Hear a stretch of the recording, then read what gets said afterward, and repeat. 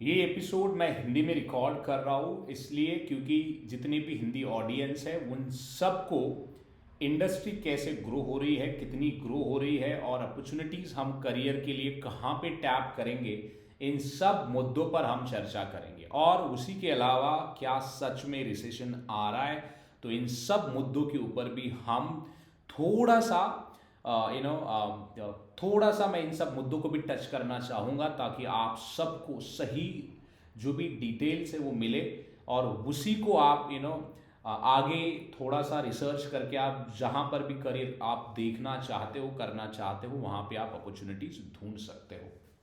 तो चलिए हम बात करते हैं कि आगे आने वाले समय में किस सेक्टर में अपॉर्चुनिटीज बनेंगे और हम वो अपॉर्चुनिटीज कैसे ढूंढ सकते हैं। पहला यहाँ पर अगर हम देखेंगे कि अगर आप एक फाइनेंस प्रोफेशनल हो, फाइनेंस यानी कि let's say you have completed your MBA और मे बी एमकॉम और BCom and now you are looking for a job opportunities in banking. देखो यहाँ पर बैंकिंग में भी बहुत बड़ा कैटेगराइजेशन है। जितने भी रूरल के स्टूडेंट्स हैं what they believe banking it means HDFC bank, Axis bank, ICICI bank. See ये बैंकिंग है, ठीक है, लेकिन इसके अलावा we have a international banks as well, जहां पर जेपी मॉर्गन, गोल्डमन सैक्स, नॉर्दर्न ट्रस्ट ये भी फर्म्स है। देखो इन दोनों में काम करने के मैं तरीके बताता हूं कैसे है। जहां पर मैंने अभी जो जितने भी बड़े बड़े बैंकों के नाम लिए, BNY, JP Morgan, northern Trust, ये डॉलर में कमाते हैं। यानी जब डॉलर में कमाते हैं तो आप जाहिर सी बात है कि ये ज्यादा सैलरी ऑफर करते हैं। एंड यहाँ पर जितने भी अपॉर्चुनिटीज होते हैं ज्यादातर पर ऑपरेशंस में आपको दिखेंगे, क्योंकि उनकी सेल्स टीम्स जो है वो ऑलरेडी उनके कंट्रीज में काम कर रही है। तो यानी कि आपको सेल्स करने की बिल्कुल भी जरूरत नहीं है। दूसरा, अगर हम यहां पर बात करें इंडियन बैंकों की, एक्सिस बैंक, एचडीएफसी बैंक और अदर बैंक्स की, तो यहां पर हम जितना भी काम करते हैं वो या तो सेल्स का होगा, अंडरराइटिंग का यानी कि लोन के फाइलिंग के ऊपर काम करना, कलेक्शंस के ऊपर काम करना, यही काम होता है। और इस काम में मार्जिन बहुत कम होने के कारण सैलरी भी आपको कम मिलती है। तो जब हम करियर की बात करें, अगर आप फ्रेशर्स हो तो जब भी आप जॉब सर्च करने के लिए निकलते हो तो पहला आपका टारगेट होना चाहिए कि आप इंटरनेशनल बैंकों को ही टारगेट करें। अब इसके अलावा बैंकों के अलावा सर और क्या ऑप्शंस है? देखो ऑप्शंस में आप जैसे fund administration houses like apex, CIDCO, line data, right, बहुत सारे और भी स्टार्टअप्स भी है जहां पर जुड़े हुए कि वो अच्छे खासे पैकेजेस ऑफर करते हैं। एक आईआईएम की रिपोर्ट रिलीज हुई, इस बार 100% उनको प्लेसमेंट नहीं मिली क्योंकि उनको हमेशा इन्वेस्टमेंट बैंकिंग वर्टिकल या फाइनेंस की तरफ, फाइनेंस के जितने भी डिपार्टमेंट्स है कंपनियों में, वहां से ऑफर्स आती थी अच्छी अच्छी। लेकिन एक सरप्राइज रिपोर्ट सामने आई, उनको बहुत सारे ऑफर्स अभी fund administration house and fund management houses like BlackRock, then उसके बाद जेपी मॉर्गन, गोल्डमन सैक्स के जितने भी एसेट मैनेजमेंट यूनिट्स है वहां से भी ऑफर्स अभी आजकल जाने लगे हैं। और हाईएस्ट ऑफर उनको fund administration and fund management कंपनियों से मिला है। इस साल का मैं डेटा आपको बता रहा हूं। तो इसका मतलब क्या है? क्लियर इंडिकेशन ये है कि अभी इंडस्ट्री जो है बैंकिंग से फंड एडमिनिस्ट्रेशन के ऊपर शिफ्ट हो रही है और वहां से फंड मैनेजमेंट के ऊपर शिफ्ट होती हुई दिखेगी। तो इन टर्म्स ऑफ अभी अपॉर्चुनिटीज की हम बात करें, चाहे आप सीए हो, एमबीए हो, सीए, सीएफए हो, कोई भी हो, आपको इन तीन सेक्टर्स में ज्यादा अपॉर्चुनिटीज आते हुए दिखेंगे। एक तो है इन्वेस्टमेंट्स, दूसरा है तुम्हारा फंड एडमिनिस्ट्रेशन एंड तीसरा फंड मैनेजमेंट, जो कि investment banks, fund admin and management, यहां पर आपको ज्यादा पैसा मिलेगा। अगर आप मान के चलो कि एक इंजीनियर हो तो मैं आपको सलाह देना चाहूंगा कि आप वेब3 यानी कि ब्लॉकचेन डेवलपर्स के ऊपर काम करिए, वहां पे क्रिप्टोग्राफी सीखिए और आने वाले समय में आप वहां पर और ज्यादा अपॉर्चुनिटीज टैप कर सकते हो। अगर ऐसा कोई बंदा है कि जो फाइनेंस, अकाउंटिंग के साथ साथ टेक्निकल स्किल्स भी अगर ग्रो करना चाहता है, सो उनके लिए मैं कहूंगा पावर बीआई एंड एसक्यूएल, उसके अलावा माइक्रोसॉफ्ट 365 जो होगा ना, तो वो आने वाले समय ना बहुत ज्यादा डिमांड में आएगा। क्यों? क्योंकि देखो इंडस्ट्री में ना जो डेटा प्रोड्यूस होता है, हेज फंड मार्केट की जो साइज है $7 ट्रिलियन की है, म्यूचुअल फंड मार्केट की साइज है $20 ट्रिलियन की है, बॉन्ड मार्केट की साइज या फिर एफएक्स मार्केट की साइज अगर आप देखोगे तो आपके तोते उड़ जाएंगे। सो इसका मतलब क्या है? जितना मार्केट बड़ा उतना डेटा ज्यादा प्रोड्यूस होता है एंड जितना ज़्यादा डेटा प्रोड्यूस होता है वही मार्केट होगा कि जो आने वाले समय में तगड़े अपॉर्चुनिटीज देगा डेटा एनालिसिस में, डेटा प्रोसेसिंग, डेटा विजुअलाइजेशन। क्योंकि उसके अलावा अगर आप जाके ये देखो जोमेटो जैसे कंपनीज है या फिर अमेजॉन जैसे कंपनीज है जहां पर हाई लेवल पे डेटा प्रोड्यूस होता है, यहाँ पर हर एक कंपनी में जो एम्प्लॉयज होते हैं उनकी सैलरी, उनका ट्रेंड, बिहेवियर, हर चीज का अगर आप देखोगे ना, डेटा बहुत ज्यादा क्रिटिकल है। एंड डेटा कहाँ पे स्टोर होता है? डेटा डेटाबेस में स्टोर होता है। एंड उस डेटाबेस से बाहर निकालने के लिए अपने को क्या चाहिए? डेटा एनालिस्ट या फिर जिनको एसक्यूएल का ज्ञान है वो चाहिए। डेटा बाहर आने के बाद उसको विजुअलाइज करना, यानी कि क्विकली ग्राफ में रखना या ग्राफ रिप्रेजेंट करना, तो उसके लिए चाहिए होता है ज्ञान टेबल या पावर बीआई का। तो ये दोनों स्किल्स आप आपके रेज्यूमे में ऐड कर सकते हो।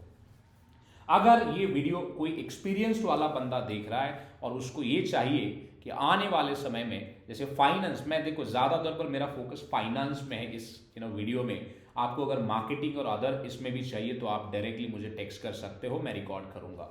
अगर आप फाइनेंस प्रोफेशनल हो, अकाउंटिंग में आपने काम किया, रिपोर्टिंग में किया, रेगुलेशंस में किया, अभी नाउ आप थक गए वे सब करके, now you are looking for let's say consulting, advising, आप इसमें भी जा सकते हो।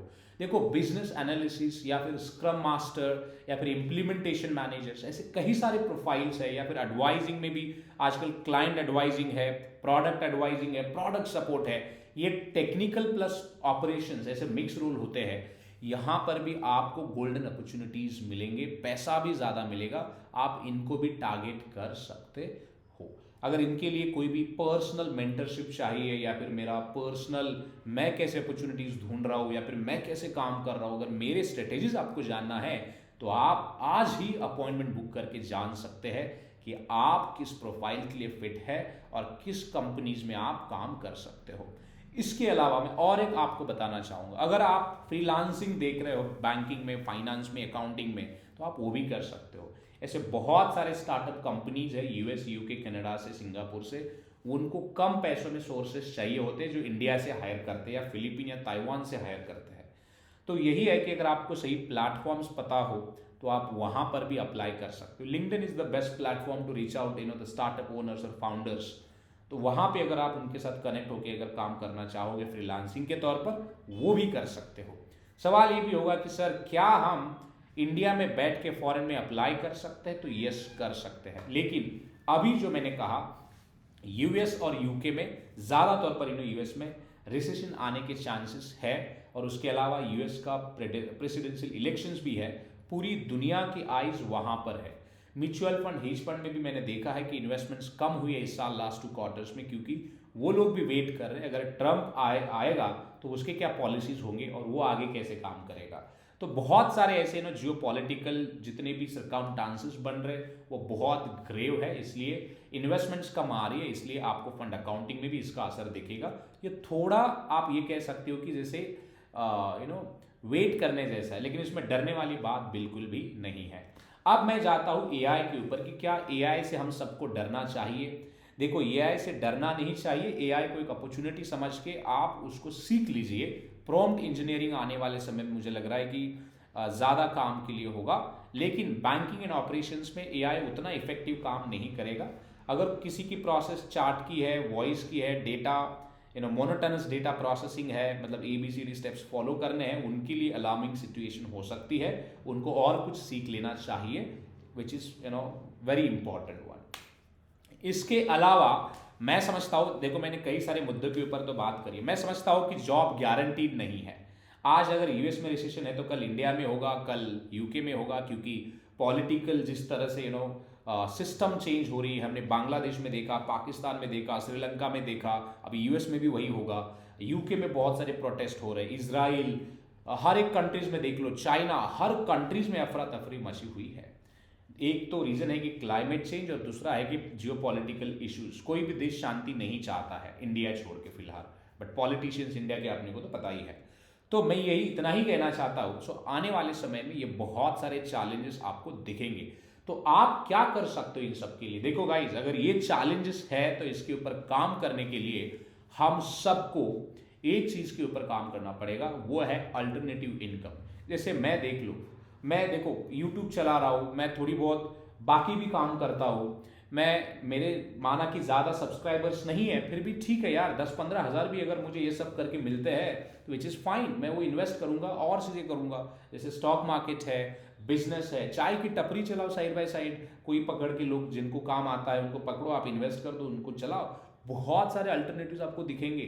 देखो आईज ओपन करके तो देख लो, जिनको दुनिया दिखती है ना वो बहुत अच्छी तरह से दिखते हैं, जिनको नहीं दिखती वो बस क्रिटिसिज्म करके अपना गुजारा ये करते हैं। जैसे अगर आप चलो बात अदानी की करते हैं, कॉमन लोग क्या करेंगे, अदानी को गाली देंगे, अपोजिशन क्या करेंगे, अदानी को गाली देंगे, लेकिन जो अपॉर्चुनिस्ट है, जो विजनरी लोग हैं, वो गाली अदानी को नहीं देंगे, वो अदानी को फॉलो करने की कोशिश करेंगे, क्योंकि एक सिंगल जनरेशन में इतना बड़ा बिजनेस एम्पायर खड़ा करना जोक नहीं है, उसको गवर्नमेंट टच तक नहीं कर सकती, कोई भी गवर्नमेंट टच नहीं कर सकती एटलीस्ट फॉर नेक्स्ट 20 ईयर्स, कितना भी क्रिटिसिज्म हो। तो वैसी आपकी सोच भी क्यों नहीं, तो आप भी सोचिए। तो मेरा इतना ही कहना है, बियॉन्ड दी जॉब जरा सोचिए और क्या क्या कर सकते हो, आप में और क्या क्या खूबियाँ है वो देखिए और वो करना शुरू कीजिए। तो यही आज के एपिसोड में हमने कई सारे मुद्दों के ऊपर चर्चा करी है। रिसेशन आ रहा है क्या, इनको मैं शॉर्ट में बताऊंगा। रिसेशन आ रहा है, अगर यूएस में रिसेशन आए तो तकलीफ हम सबको होगी, तो उसके लिए भी तैयार रहिए।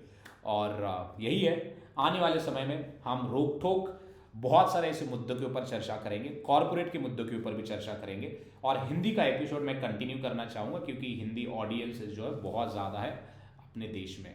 ऑलराइट, तो हम मिलेंगे एक नेक्स्ट एपिसोड में, कॉर्पोरेट की टॉक होगी और कई सारे मैं वहाँ पर राज भी डिकोड करूँगा। अगर ये एपिसोड आपको अच्छा लगा है तो guys don't forget to share this episode with others. Like नहीं करना है तो ठीक है, लेकिन आप शेयर करिए ताकि उससे आपका ये समझ में आएगा कि आप कितने जिम्मेदार हो, क्योंकि आपके शेयर करने से और लोग सीखेंगे और हम आगे जाएंगे। तो चलिए हम नेक्स्ट एपिसोड में मिलते हैं अलग विषय के ऊपर। Thank you very much for watching this. Thank you.